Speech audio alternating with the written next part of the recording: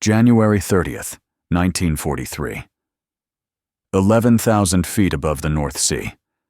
The morning sun glinted off the polished wooden skin as Flight Lieutenant Gordon Slade banked his de Havilland Mosquito into a gentle turn toward the Dutch coast. Below him, the gray waters churned with whitecaps that would have meant death for any pilot forced to ditch. But Slade wasn't thinking about the sea. He was thinking about what the Luftwaffe intelligence officers had told their captured British pilots just weeks earlier. "Your wooden airplane is a joke," the German officer had said, smirking behind his desk at the interrogation center. "Furniture makers building fighters. It's exactly what we expect from desperate Britain." Slade had heard the stories from repatriated prisoners, how German pilots laughed when they first saw the Mosquito, how Luftwaffe briefing rooms displayed photographs of the strange British aircraft built from plywood and balsa wood, held together with glue. How experienced German aces called it, the timber terror, with open mockery, confident that their metal fighters would tear these wooden toys from the sky. What those German pilots didn't know, what they couldn't have imagined, was that this furniture maker's joke was about to become the aircraft they feared most. Within 18 months, a single Mosquito raid would accomplish what seemed impossible. It would strike at the very heart of Luftwaffe command, destroying an entire headquarters in broad daylight with such precision and audacity that German fighter pilots would stop laughing and start looking over their shoulders every time they heard the distinctive whine of Rolls-Royce Merlin engines approaching. The mathematics of terror were being written in laminated wood and specialized glue. The transformation from object of ridicule to instrument of devastation had already begun, and it would culminate in a raid so perfectly executed, so completely devastating, that the Luftwaffe would never fully recover from the psychological blow. The birth of the Mosquito came from desperation wrapped in genius. In 1938, as Europe rushed toward war, Britain faced a critical problem. The aircraft industry was already working at capacity-building metal fighters and bombers. Aluminum was in short supply. Skilled metal workers were scarce. Yet Britain needed more aircraft, desperately. Geoffrey de Havilland, founder of the de Havilland Aircraft Company, proposed something radical. Build a bomber from wood, not just any wood, but laminated birch plywood formed into revolutionary shapes using specialized adhesives developed for furniture making. The idea was met with skepticism bordering on contempt. "Wood rots," Air Ministry officials said. "Wood burns. Wood can't withstand combat damage." De Havilland's response was elegant in its simplicity. Make it so fast that it doesn't need defensive armament. Make it so maneuverable that it doesn't need armor. Build it from materials that Britain had in abundance, using workers that the aircraft industry wasn't already consuming. The prototype first flew on November 25, 1940. Test pilot Geoffrey de Havilland Jr.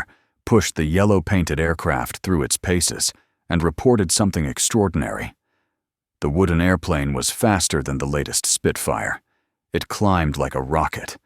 It handled like a fighter, despite being the size of a medium bomber. The Air Ministry remained unconvinced. They wanted proof. So de Havilland arranged a demonstration that would silence the critics forever. On February 19, 1941, the prototype Mosquito raced 3 Spitfires in a climb to 15,000 feet. The Mosquito reached altitude first, circled lazily while waiting for the Spitfires to catch up, then dove away at a speed the single-engine fighters couldn't match. Orders followed immediately. But even as British factories began building Mosquitos, German intelligence was gathering information on this curious new aircraft. Their assessment, filed in March 1941, dripped with contempt. "British desperation has led to wooden aircraft construction," the report stated. "While showing surprising speed in testing, combat conditions will reveal fundamental weaknesses. Wood construction cannot withstand battle damage. The aircraft lacks defensive armament. It represents British industrial decline rather than innovation.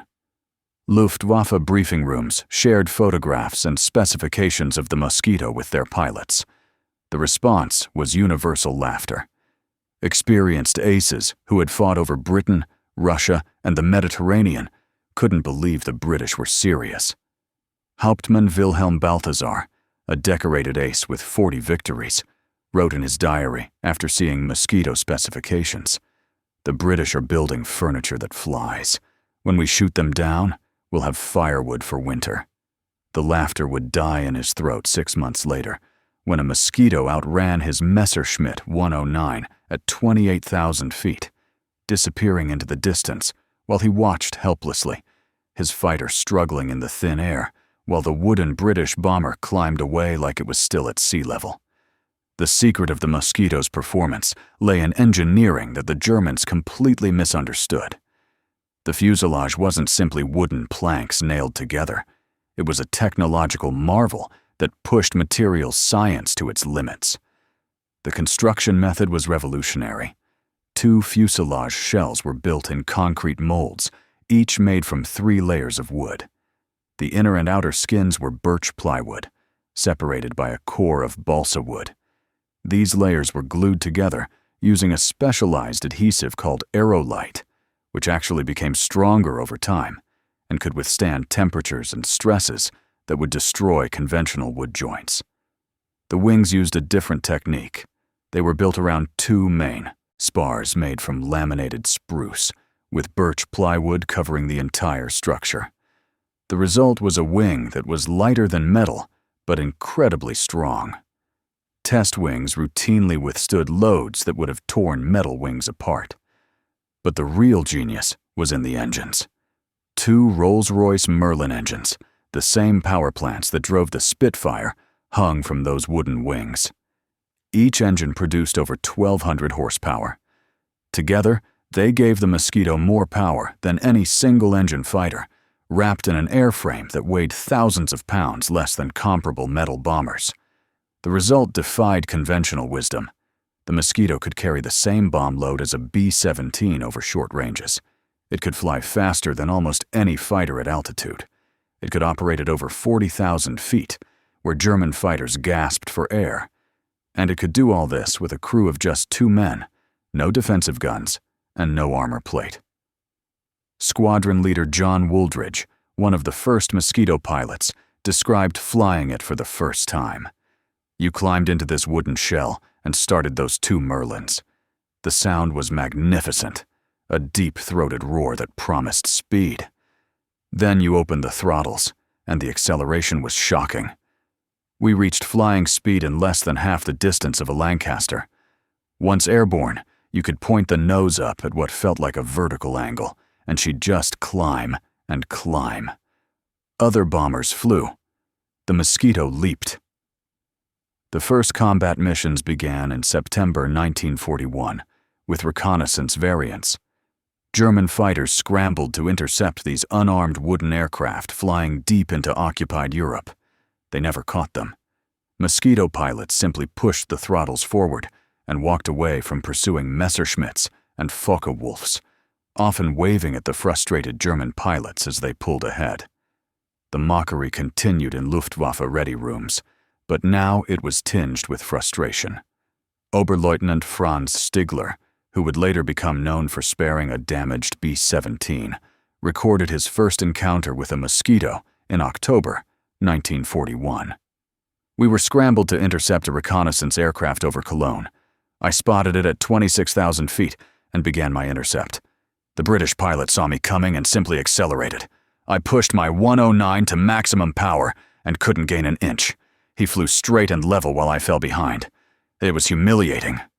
When I landed, my wingman asked if it was really made of wood. I said yes, and he laughed. But I wasn't laughing. That wooden airplane made our best fighter look slow." By spring 1942, Mosquito bomber variants were operational. The tactic was simple and devastating. 2 aircraft would approach a target at high altitude and high speed. No fighter escort, no defensive guns. Just speed, altitude, and precision. The first major raid came on May 31st, 1942. 4 Mosquitos attacked Cologne in broad daylight, the same city the RAF would hit with 1,000 bombers that night. The Mosquitos arrived at noon, bombed from 28,000 feet with remarkable accuracy, and were gone before German fighters could reach altitude.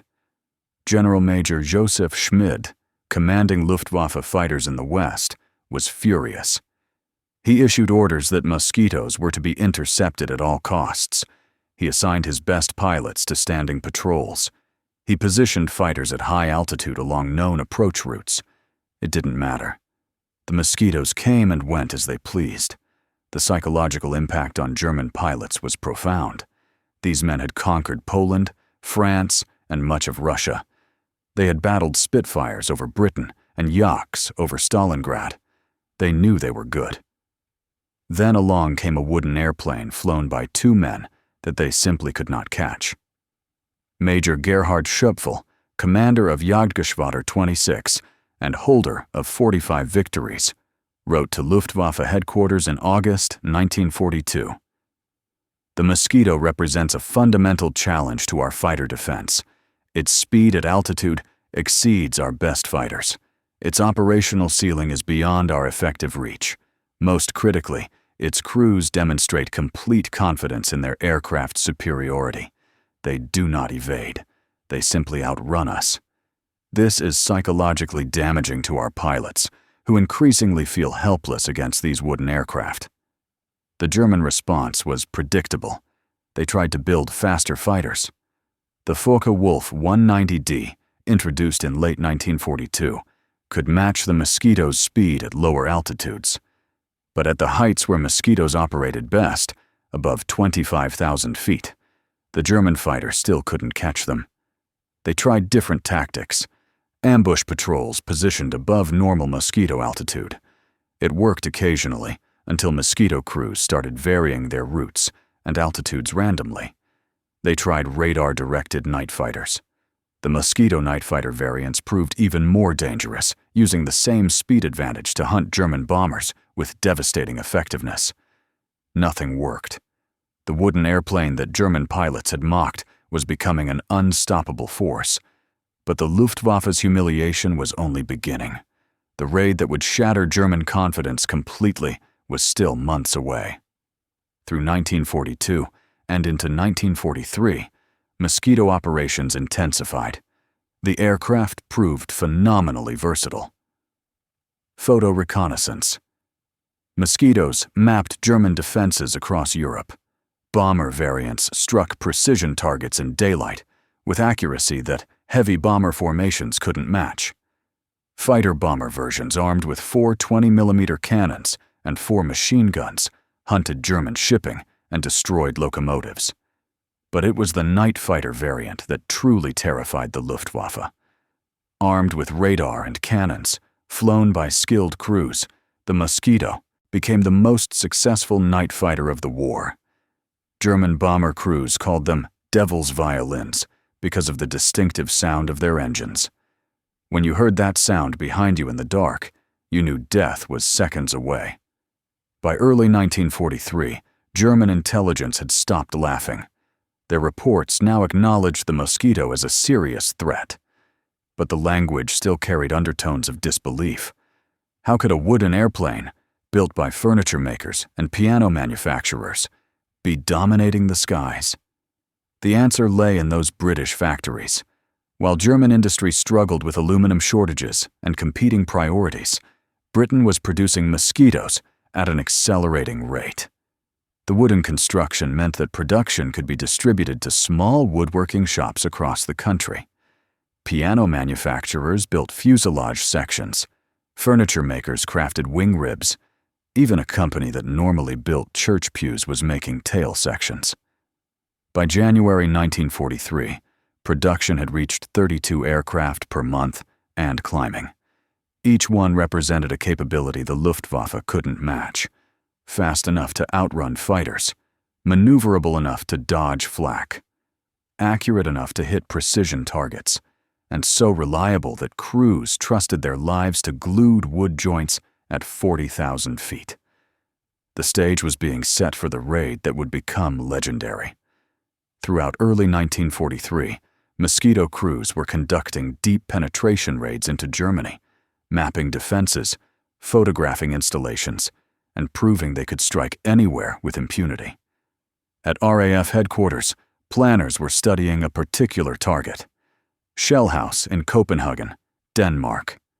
The building served as Gestapo headquarters for occupied Denmark. It held the files on Danish resistance members. It housed interrogation cells in the basement, where captured resistance fighters were tortured. And critically, German intelligence had determined it was invulnerable to bombing. The building sat in a densely populated area. Heavy bombers couldn't hit it without massive civilian casualties. It was, the Germans believed, perfectly safe. They were about to discover they were catastrophically wrong. But the Shell House raid, as devastating as it would be, was still months away. First, another raid would demonstrate what precision Mosquito attacks could accomplish. A raid that would target not just a building, but the very headquarters of a Luftwaffe fighter division. The target was carefully chosen. Oberleutnant Egon Meyer had pioneered the head-on attack tactic against American B-17s. His Jagdgeschwader II had been savaging bomber formations using his techniques. The unit was based in France, and their headquarters staff occupied a requisitioned chateau that intelligence had pinpointed. The plan was audacious. 6 Mosquitos would hit the chateau in broad daylight. No fighter escort, no diversionary raids. Just 6 wooden aircraft carrying 4,000 pounds of bombs between them, striking at the command center of one of the Luftwaffe's most successful fighter units. Wing Commander Huey Edwards, a veteran Mosquito pilot, led the mission planning. "We'll go in low," he told his crews, "under the radar coverage. We'll navigate by landmarks and hit them before they know we're coming. Speed is our defense, surprise is our weapon, and precision is our purpose." The raid launched on January 30th, 1943. 6 Mosquitos from No. 105 Squadron took off from Marham in eastern England. They flew north initially, then turned east over the North Sea at wave-top height. German radar stations tracked aircraft at altitude, but missed the wooden attackers skimming just above the water. Flight Lieutenant Gordon Slade, flying as No. 2 in the formation, recorded the approach in his post-mission report. "We crossed the Dutch coast at 50 feet. Every church steeple became a navigation marker. We flew between towns rather than over them to avoid alerting defenses. The Mosquito handled beautifully at low altitude, responsive, stable, and fast enough that ground fire couldn't track us." The formation climbed to 1,500 feet for the final approach. The chateau appeared exactly where intelligence photographs had shown it. German personnel were visible in the courtyard, completely unaware that death was seconds away. Edwards made the first pass. His 4 500-pound bombs hit the main building dead center. The explosion was massive. The second Mosquito attacked 15 seconds later, its bombs penetrating the already damaged structure. The third and fourth aircraft targeted the wings of the chateau. The fifth and sixth hit auxiliary buildings. The entire attack lasted 90 seconds. By the time German anti-aircraft guns opened fire, the Mosquitos were already racing back toward the coast at treetop level. The damage assessment came from German sources. The chateau was completely destroyed. 12 senior Luftwaffe officers were killed, including the entire operational planning staff of Jagdgeschwader II. Classified documents detailing fighter tactics were incinerated. Communication equipment was obliterated. The unit's operational capability was crippled for weeks. But the psychological impact was even more devastating. The Luftwaffe had considered their headquarters facilities safe. They were dispersed, camouflaged, and protected by extensive flak defenses. The idea that 6 wooden aircraft could penetrate deep into occupied territory, strike with pinpoint accuracy, and escape without loss seemed impossible. Yet it had happened. And it would happen again. Throughout the spring of 1943, Mosquito precision raids intensified. They hit the Gestapo headquarters in Amsterdam. They destroyed a V-weapon facility at Peenemünde. They struck ball-bearing factories with accuracy that heavy bomber formations couldn't achieve. Each raid followed the same pattern: small formations approaching at low altitude or extreme height, precision bombing that put bombs within feet of the aim point, and escape at speeds that made interception nearly impossible. German fighter pilots were developing genuine fear of the Mosquito. It wasn't the healthy respect that competent opponents earned. It was something deeper. The wooden aircraft had broken the fundamental contract of aerial combat. Fighters were supposed to be able to catch bombers. That's what fighters did. But the Mosquito made that impossible. Oberfeldwebel Heinrich Bartels, an ace with 99 victories, described the frustration. You would receive a warning that mosquitoes were approaching. You would scramble and climb to altitude. By the time you reached their reported height, they were already 20 miles past you and climbing. You couldn't catch them. You couldn't even get close enough to shoot. You could only watch as they completed their mission and flew home. For a fighter pilot, it was the worst feeling in the world. Helplessness. The German High Command demanded solutions. The Focke-Wulf Ta-152H was designed specifically to intercept high-altitude mosquitoes. It could operate at 48,000 feet and had the speed to match wooden bombers at altitude. But it wouldn't enter service until late 1944, and even then, only in tiny numbers. Meanwhile, the Mosquitos were evolving. New variants carried larger bombs. The engines were uprated to provide even more power. Crews developed tactics that exploited every advantage their aircraft possessed. By autumn 1943, the RAF had multiple Mosquito squadrons operational. They were bombing Berlin in the middle of the night, forcing German civilians into shelters and disrupting sleep. The psychological value of these nuisance raids far exceeded the physical damage. Berliners knew that if wooden aircraft could reach the capital at will, nowhere was safe. But the most devastating raid was yet to come. The one that would demonstrate precision bombing at its absolute finest. The one that would prove the Mosquito could do things that entire bomber streams couldn't accomplish. The target was Shell House in Copenhagen, and the raid would become the stuff of legend. Through the winter of 1943 and into early 1944, the Danish resistance was fighting a desperate battle. The Gestapo was systematically rolling up resistance networks. Captured fighters were taken to Shell House, interrogated, tortured, and often executed. The building's files contained information that threatened the entire resistance organization. The Danes made a desperate request to Britain: bomb Shell House, destroy the files, kill the Gestapo officers. Accept that some resistance members held in the basement might die, but save the hundreds more whose names were in those files. The problem was obvious.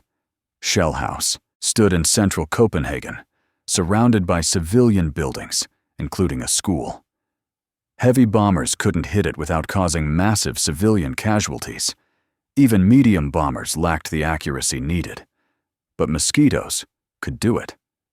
If any aircraft in the world could hit a single building in the middle of a city without massive collateral damage, it was the wooden wonder from de Havilland. Group Captain Bob Bateson was assigned to plan the raid. He studied reconnaissance photographs and intelligence reports obsessively. The building was 5 stories tall, built of reinforced concrete. The Gestapo headquarters occupied the upper floors. The basement held the prison cells and the critical files. Bateson's plan was brilliant and terrifying in its precision. 18 Mosquitos would attack in 3 waves. The first wave would hit with delayed fuse bombs, penetrating the building before detonating. The second wave would bomb the already damaged structure to ensure complete destruction. The third wave would act as reserve in case the first waves missed. The timing was critical. The Mosquitos would attack in the middle of a working day when the building was fully staffed, but the nearby school was at lunch. They would approach at rooftop height to achieve surprise. They would bomb from 500 feet to ensure accuracy. and they would accept the terrifying risk that flying that low in a city meant death if anything went wrong. The date was set for March 21st, 1945. After months of planning and practice runs, the raid was on. The Mosquitos took off from RAF Fursfield in Norfolk. They flew north over the North Sea, then turned toward Denmark. The approach was at 50 feet above the waves. German radar operators saw nothing. Even the keen-eyed coastal watchers missed the wooden aircraft in the sea clutter. The formation climbed to 1,500 feet as they crossed the Danish coast. They dropped back to rooftop height as they approached Copenhagen. The navigation was perfect. The city appeared exactly where the maps showed it. Then disaster struck. The lead Mosquito, flown by Group Captain Bateson himself, hit a light tower. The aircraft crashed into a school building and exploded. A second Mosquito, following too close, couldn't avoid the debris and also crashed. But the mission continued. The remaining Mosquitos pressed their attack. They climbed to 500 feet and began their bombing runs. Wing Commander Peter Klebo led the first wave. His 4 500-pound bombs hit Shell House's northwest corner.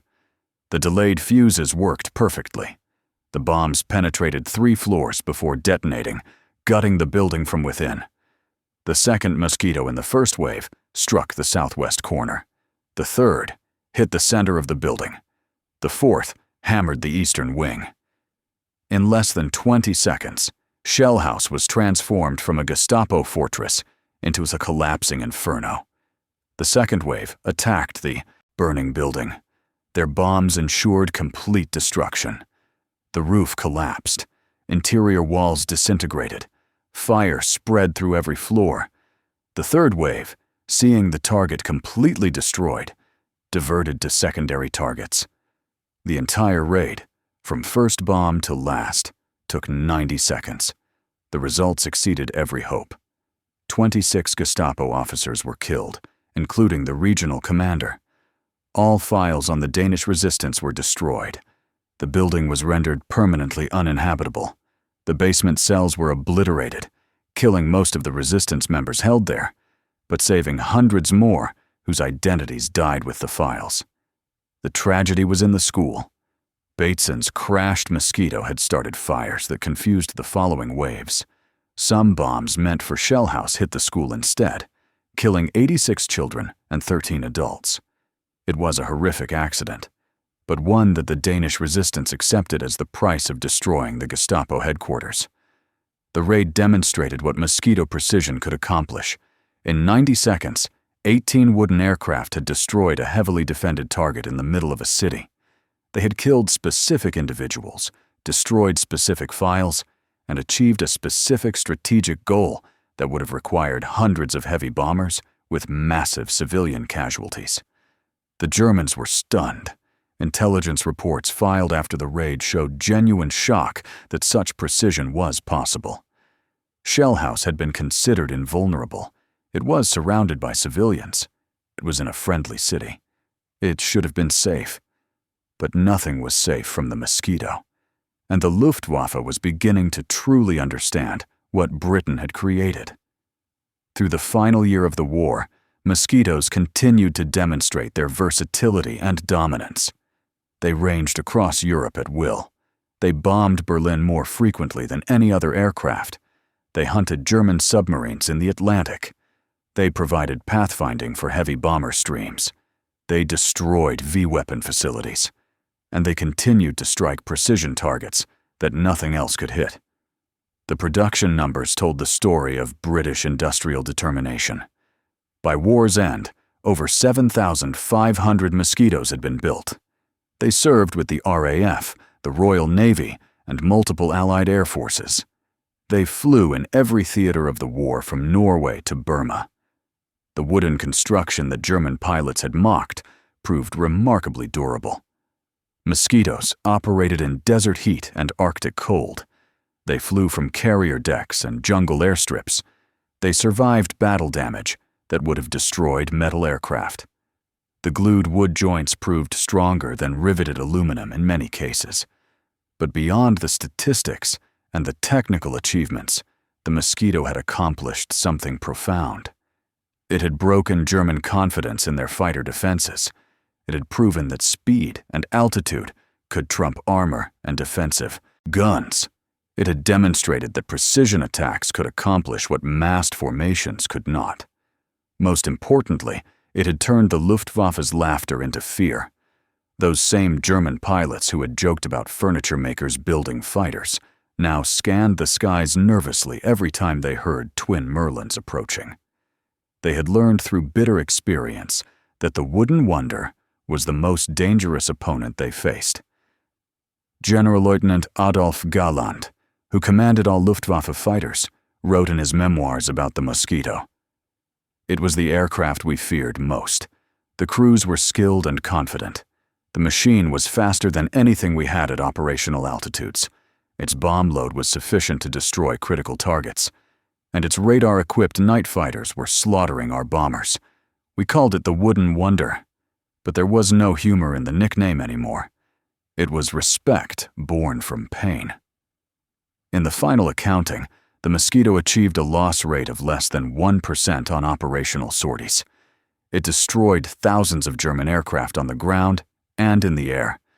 It delivered over 600,000 tons of bombs with unprecedented accuracy, and it survived the war to serve in air forces around the world for another 2 decades. But the greatest achievement was psychological. The aircraft that German pilots had dismissed as a joke had become the measuring stick against which all other aircraft were judged. Its combination of speed, range, payload, and versatility wouldn't be matched until the jet age. The workers who built Mosquitos in piano factories and furniture workshops had created something that the massive German industrial machine couldn't counter.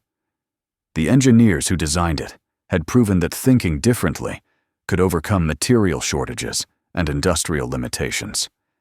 The crews who flew it had demonstrated that skill and courage in the right aircraft could accomplish the impossible.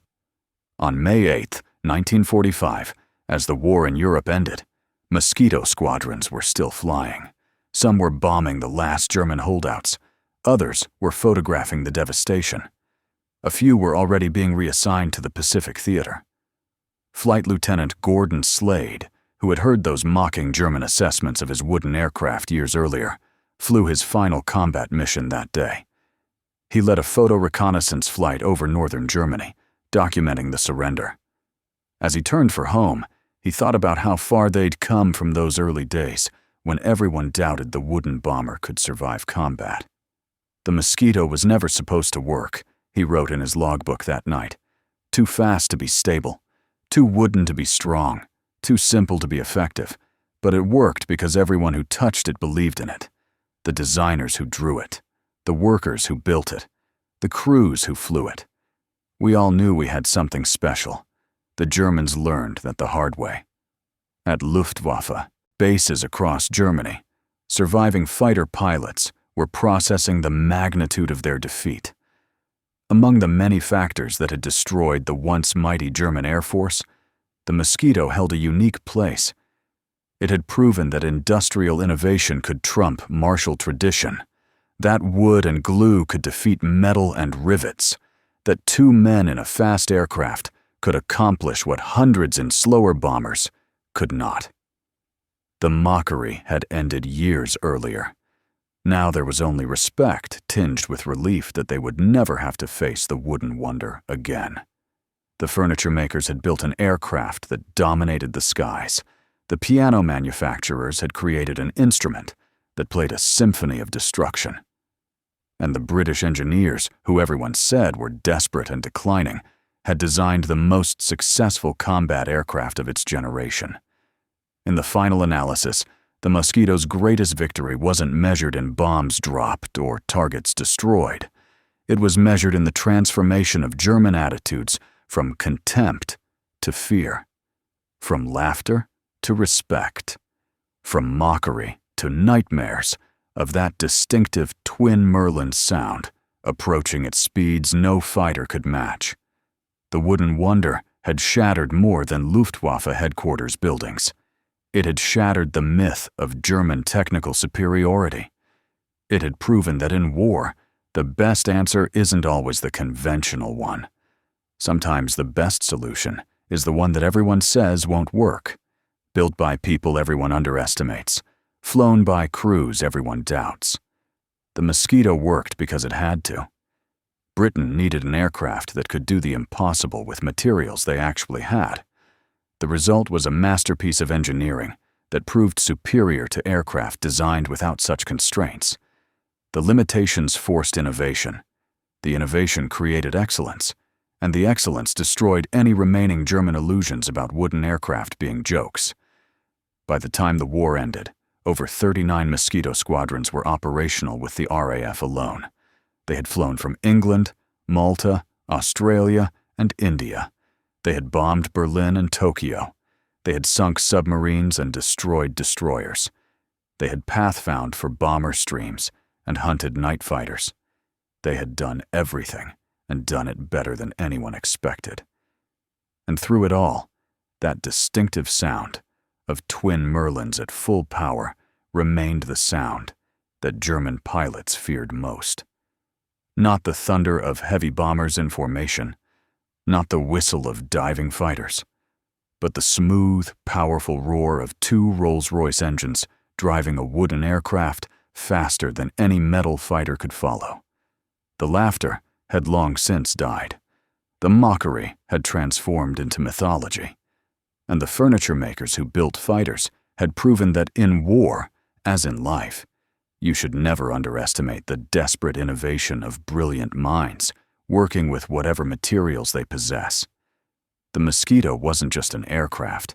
It was proof that the conventional wisdom can be catastrophically wrong, that speed and precision can overcome armor and firepower, that two skilled people in the right machine can change the course of battles, and that sometimes the greatest weapon is the one that everyone said would never work.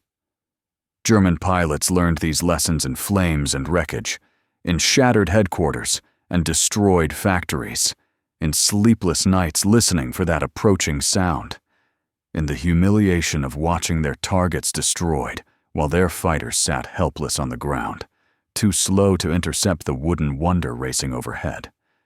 The Mosquito flew its final operational sortie in December 1955, more than a decade after the war ended. By then, jets had taken over the skies, but the legacy remained, the proof that innovation matters more than convention, that material science can matter as much as brute force, that sometimes the best answer is the one that makes everyone laugh until they see it work. The German pilots who survived the war and encountered former Mosquito crews at reunions in later years showed universal respect. The mockery was gone, replaced by the acknowledgement of professionals who had faced a superior opponent and survived. They would share drinks and stories, but when the conversation turned to the Mosquito, the Germans grew quiet. Some things earned respect that transcended former enmities. The wooden wonder was one of those things. In museums today, preserved Mosquitos sit alongside Spitfires and Lancasters.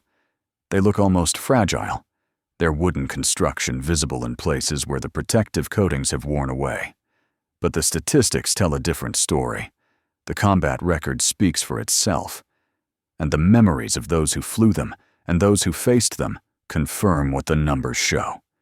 The de Havilland Mosquito was the finest twin-engine combat aircraft of its generation, built from materials that everyone said were obsolete, designed with theories that everyone said were impractical, flown in missions that everyone said were impossible, and successful beyond anyone's wildest dreams, except those of the desperate British engineers who created it. The Luftwaffe learned not to mock the wooden aircraft.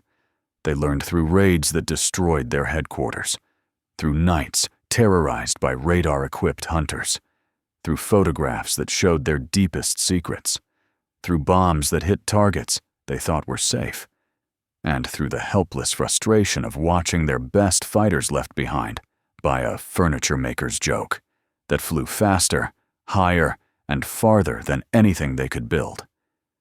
That was the Mosquito's greatest achievement. Not just the missions accomplished or the targets destroyed, but the complete reversal of perception from mockery to terror, from laughter to respect, from joke to legend. The wooden wonder had earned its place in history by proving that conventional wisdom is only conventional until someone shows it's wrong. And the Germans who learned that lesson paid for their education in blood, fire, and shattered illusions.